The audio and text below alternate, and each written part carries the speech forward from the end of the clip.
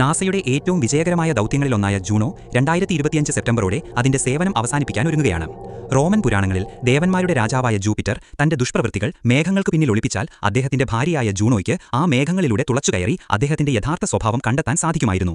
NASA തങ്ങളുടെ ബഹിരാകാശ പേടകത്തിന് Juno എന്ന് പേര് നൽകിയത് ഇതുകൊണ്ടാണ്. ജൂപ്പിറ്റർ നിയർ പോളാർ ഓർബിറ്റർ എന്നതിന്റെ ചുരുക്കരൂപം കൂടിയാണ് ജൂണോ. 2011 വിക്ഷേപിച്ച ജൂണോ 2.8 ബില്യൺ കിലോമീറ്റർ സഞ്ചരിച്ച് 2016 ജൂലൈ 4 വ്യാഴത്തിലെത്തി. വ്യാഴത്തിന്റെ അന്തരീക്ഷം ഇടതൂർന്ന മേഘങ്ങളും വാതകങ്ങളും നിറഞ്ഞതാണ്. ഇത് ഗ്രഹത്തിന്റെ ഉൾഭാഗം പഠിക്കാൻ പ്രയാസമുണ്ടാക്കുന്നു.